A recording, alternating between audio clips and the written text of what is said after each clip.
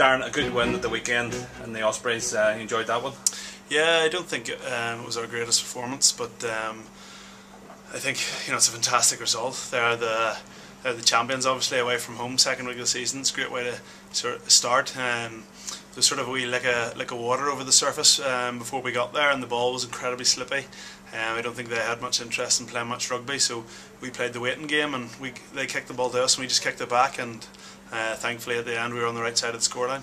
Did they deliberately wall of the pitch? I don't think so, no. I think it's something to do with the ground share, with being a football field. I think, for the soccer they like to have a sort of lick of water on it, but for the rugby it doesn't make for pretty viewing, and I think that showed to anyone who was unfortunate enough to sat down to watch the game. Munster this weekend, no bigger game? No, I think it's when the fixtures come out, it's one you look for. It was one of the first ones I noticed, third up, and normally we play them in around Christmas time, and it's sort of heavily affected by sort of the IRFU management of players. So hopefully it won't be as bad this week, and there'll be a few big names playing, and hopefully it'll be a good game. They've got off to a good start this season. They've been impressive so far. Yeah, they're 2 from 2, same as us. So I suppose in the end of the day you can get too bogged down worrying about derbies and this and that, but the bottom line is both teams want to be 3 from 3 at the end of this week, and I suppose that's the only really important bit. From your own point of view, Darren, you've been away with Ireland on tour, you've had a bit of a break. Have you enjoyed your time off and then getting back to Ulster rugby again?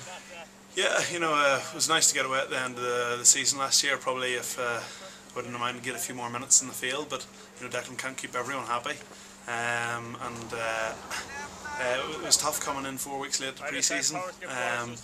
You're thrown in the deep end a wee bit when it comes to conditioning, and I suppose when the games start and you're sort of left just a group of you that were on tour again training together, it gets very tough. So the end of August there got tough for a while, but it's great to be back playing now.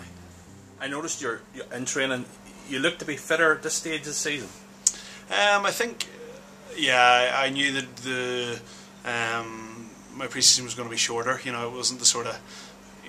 Thankfully, Ulster had a good run at the end of last year. It means your pre-season's not as long, because you have to get your 4 weeks off. And I was lucky enough to play in that Barbarians game and then go away with Ireland, so I knew it was going to be short. So I just had to make sure there was no. Had to make sure I came back sort of, with a rolling start, so to speak, and worked hard for sort of about 4 or 5 weeks. And as I say, I don't enjoy it that much, but thankfully it's behind me now, and thankfully I don't have to do pre-season for another year. And just finally, your good friend Rory McIlroy's has had remarkable success over the last couple of weeks. Have you been watching the golf? Yeah, I've been keeping a close eye on it. It's great to see him do so well, and hopefully he can win the FedEx Cup this week or next week, sorry. And then looking forward to the Ryder Cup as well. No tickets. No tickets, no time off is more the problem, but no, I'm not going to complain about that. I'm enjoying my rugby at the minute, and I'm really happy to be playing rugby for Ulster. Good luck on Friday night. Thank you.